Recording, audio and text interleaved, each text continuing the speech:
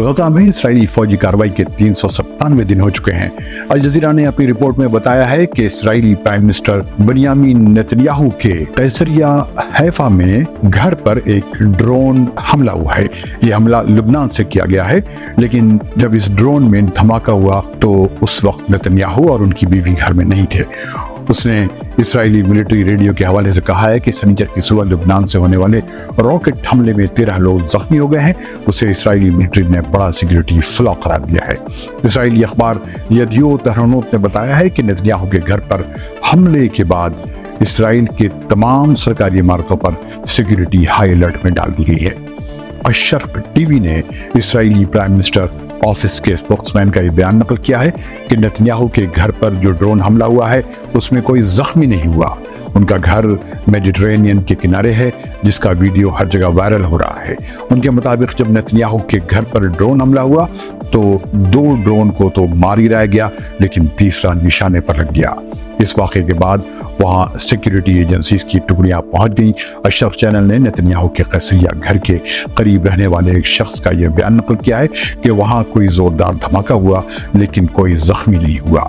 दूसरे शख्स ने कहा कि यह सुबह सवेरे की बात है, कोई अलर्ट नहीं जारी हुआ था, लेकिन एक बहुत ही बड़ा धमाका हुआ। ये धमाका बड़ा अजीब था। उसके बाद हमने हेलीकॉप्टर्स की आवाज़ सुनी, वहां रेस्क्यू टीम भी पहुंच गई थी।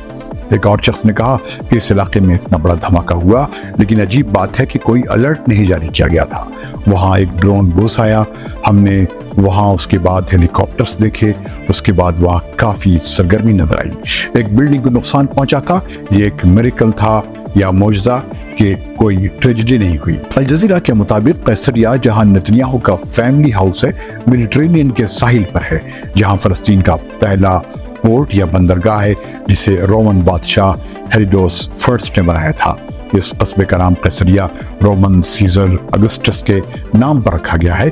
उसकी बड़ी तारीखी अहमियत है। सल्तनत उस्मानिया में यहाँ बोशनाक ओटोमन्स रहते थे। उस पर 1917 में ब्रिटेन ने कब्जा कर लिया था और 1948 में उस पर इसराइल ने कब्जा कर लिया। जब वहाँ के असल फ़लस्तीनियों ने इलाका छोड़ने से इनकार किया तो उनके घरों को इसराइलियों ने मिस्मार कर दिया था। यहाँ उमवी दौर की एक मस्जिद भी है। ये जगह दरअसल साउथ हैफा में है। उसकी आबादी इस वक्त सिर्फ 5,500 के करीब है। इसराइल ने हिजबुल्लाह ड्रोन के नेतन्याहू के घर पर हमले का इल्जाम ईरान पर लगाया है और कहा है कि वो नेतन्याहू का कत्ल करना चाहता है। नेतन्याहू ने उस पर रद्द-ए-अमल जाहिर करते हुए कहा है कि वो अपनी फौजी कार्रवाई जारी रखेंगे, वो डरने वाले नहीं। एक और खबर में अल जजीरा के मुताबिक हिजबुल्लाह ने कहा है कि उसके फाइटर्स ने इसराइली फौजियों पर शोमी सेटलमेंट में एक बड़ा रॉकेट हमला किया। उसने हिजबुल्लाह का यह बयान भी नकल किया है कि उसने हैफा के करीब करियोत इलाके में भी कई रॉकेट फायर किए हैं। इसी दौरान ईरान के फॉरेन मिनिस्टर अब्बास अरागची ने तुर्की के साथ बातचीत की है कि इसराइली जंग का दायरा पूरे इलाके में फैला रहे हैं, लेकिन ईरान इस सूरत हाल का सामना करने के लिए पूरी तरह तैयार है। अल जजीरा के मुताबिक अरागची ने हमास के लीडर यहिया सिनवार के कत्ल की मजम्मत की है और कहा है कि इस कार्रवाई के इसराइल के खिलाफ मुजाहिमत या रेजिस्टेंस पर कोई फर्क नहीं पड़ेगा। ईरान के फॉरेन मिनिस्टर ने कहा है कि इलाके के मुल्कों और इंटरनेशनल कम्युनिटी को इसराइल के जराइम को रोकने के लिए कदम बढ़ाना चाहिए। हम आपको बताते रहेंगे कि अल जजीरा जैसा अरब मीडिया मिडिल ईस्ट के बारे में क्या रिपोर्ट कर रहा है। इसलिए अगर आपने अब तक ये चैनल सब्सक्राइब नहीं किया है तो इसे सब्सक्राइब कर लें और बेल आइकन को क्लिक करना न भूलें। मिलते हैं जल्द एक ऐसे ही वीडियो के साथ। रेडियो देश के देखने वालों को फैज़ुल हक का सलाम।